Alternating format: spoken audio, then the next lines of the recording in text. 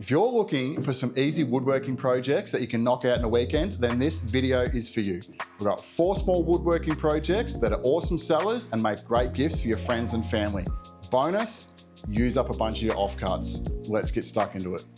If you're looking for a way to bring a point of difference to your market stall or your Etsy shop, these projects are for you. They're relatively easy to make, and if you're a beginner, you'll have an absolute blast making these. And as a bonus, it's a really good way to bring some extra cash into the household. This video and these projects are all about getting into the workshop, having a bit of fun, testing out your skill set and learning something new. While it's not really a how-to, you'll find heaps of inspiration in here and you'll pick up quite a few little handy tips along the way. The first project we're going to tackle is a cute little tic-tac-toe board. You don't need a lot of fancy tools to build these. Beginners can tackle it no problem and they look awesome on your coffee table or your bar. I just want to point something out because I know I'm going to get grilled in the comments for this. Just because I'm using a fancy sliding table saw doesn't mean you have to have one. This project can easily be done with just a handsaw and a drill. To get started, all I've done is pick through my offcuts. I found a really nice piece of jarrah, cut it into a square. From there, all I'm going to do is mark out my tic-tac-toe grid, and it's as simple as making 9 equal squares. Now, you could definitely cut these grooves on a table saw, or if you wanted to be a fancy person, you could also do an inlay in them. I'm not, but for this video, I wanted to demonstrate how you could easily do it and get an effective result with just a handsaw. The handsaw leaves kind of a rough texture in those grooves, so I've just folded a piece of sandpaper and I'm just neatening up those grooves.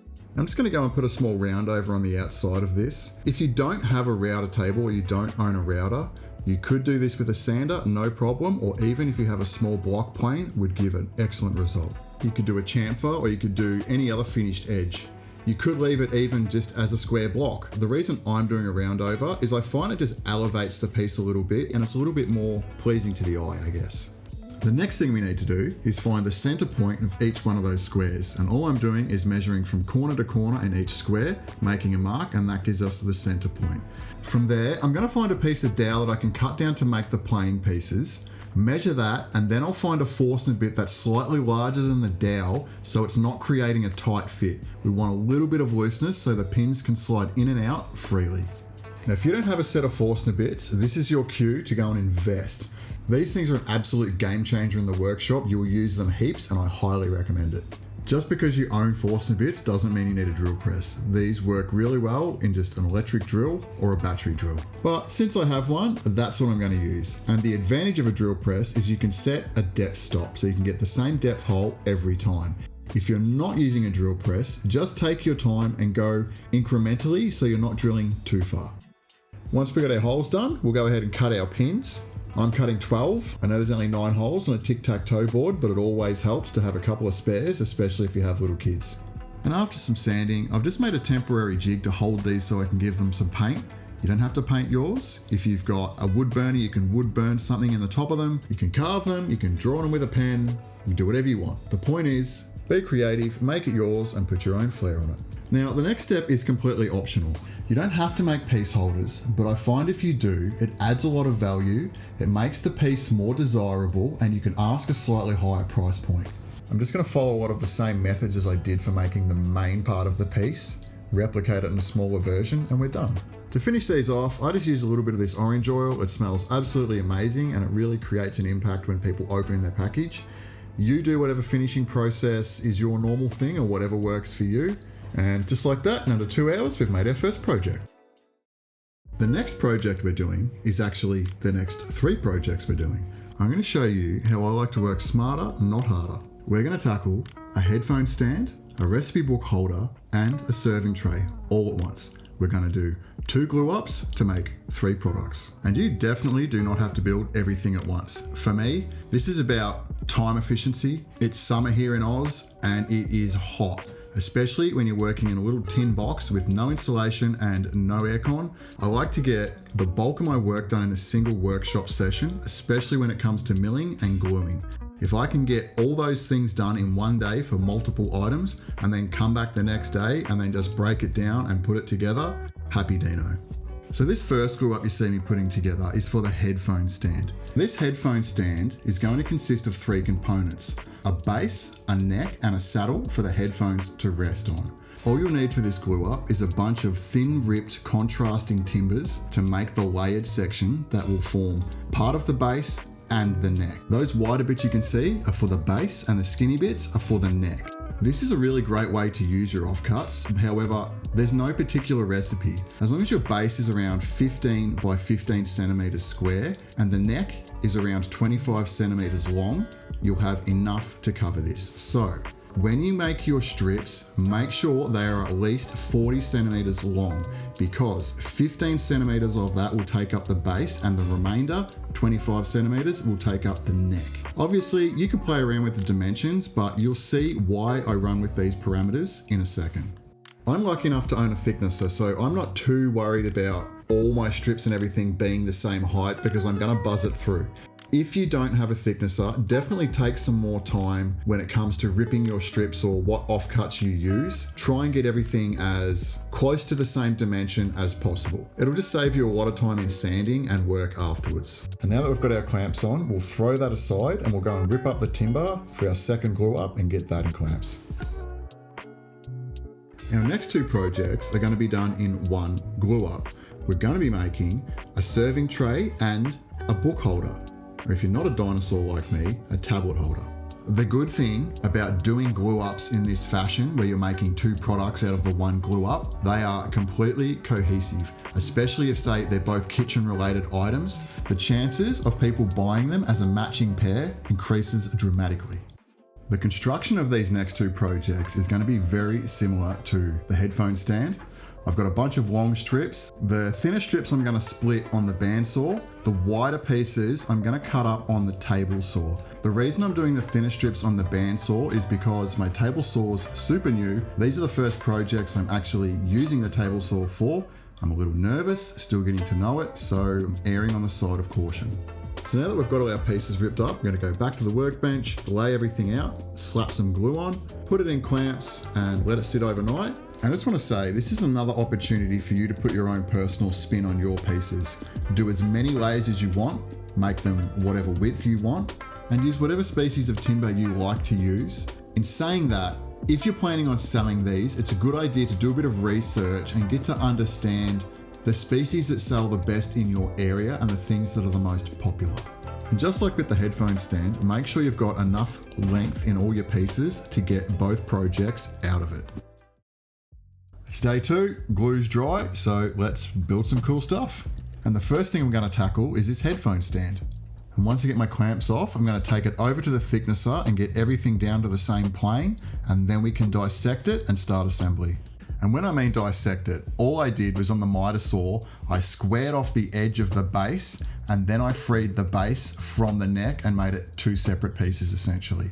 Once I've had that done, I'm going to go over to the router, put a round over on it, and then we can focus our attention on the neck. As far as processing the neck goes, I set my table saw blade at a 30-degree angle and I cut one end, I flipped it around and I cut the other end.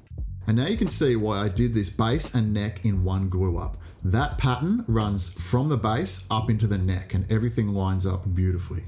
And to secure the neck to the base, all I'm going to do is pop a bit of double-sided tape down to hold it temporarily, and then I'll be able to flip it on its side and drill a hole through the bottom of the base up into the neck and then put a screw in. I'm also going to put a countersink so the head of the screw doesn't protrude. And now it's time to make our saddle, and this is the part the headphones are going to rest on. So it's back over to the scraps, pick out a nice little matching piece, and then it's just a matter of marking out a shape that we're happy with, going over to the bandsaw, cutting it out roughly, and then finishing it on the belt sander. And it was looking a little chunky, so I just trimmed a bit off the side. So as far as connecting this saddle to the neck, a screw's not an option, but we do need a mechanical connection.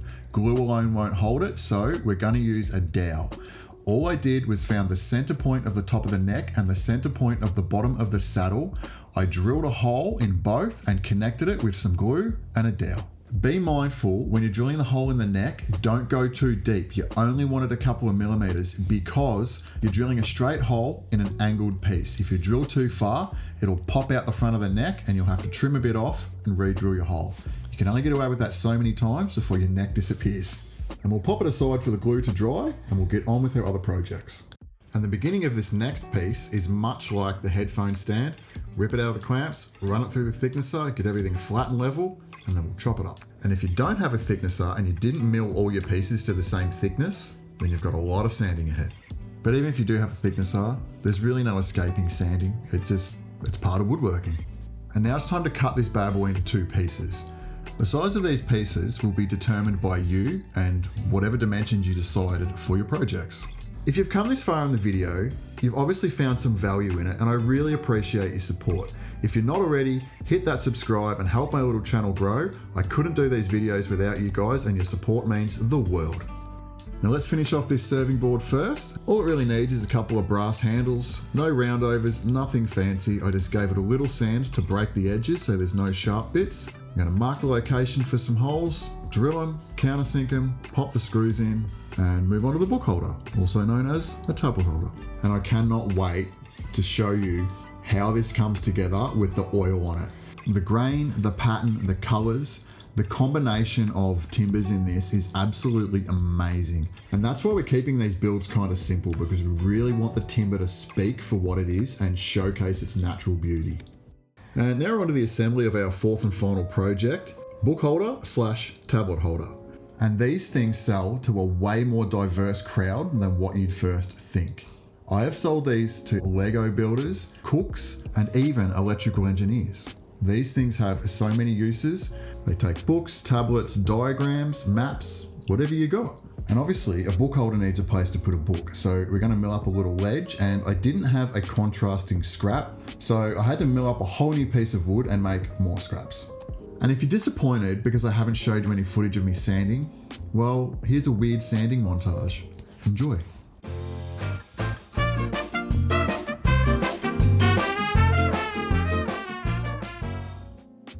And what's one thing that tablets have? Charging cables. So we need to accommodate for that. So on the bottom of this ledge, I'm going to cut out a little notch so anyone can plug their charging cable in.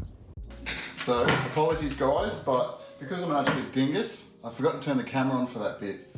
All I've done is I marked the location of the bookrest, set that out with the pencil, and then I just went along with my adjustable square, set the height for each hole, marked its location, drilled it in the back of board so I don't get tear out, countersunk it, and now I'll clamp that in place and I'll just drill the holes from the back and we'll screw it together. So, apologies.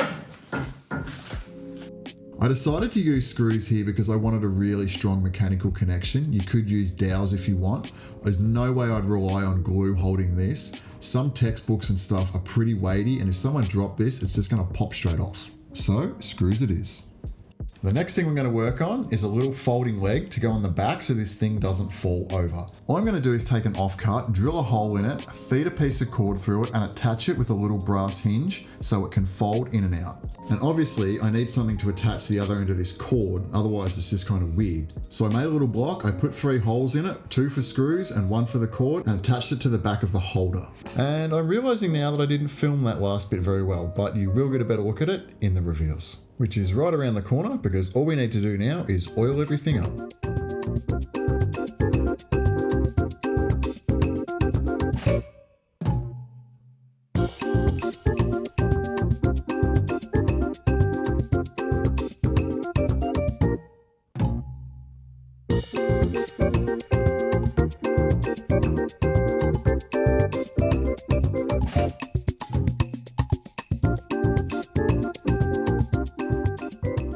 And just as I promised, these pieces have really come to life with the oil on them.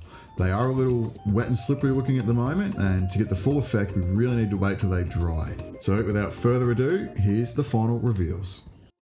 And just like that, 4 small projects that you can make at home, customize them to your tastes, put your own spin on them. If you're looking for a way to support my small and growing channel, the best thing you can do is share my content and of course, subscribe. And as always, legend, thanks for hanging out with me, and I'll catch you on the next one. Peace.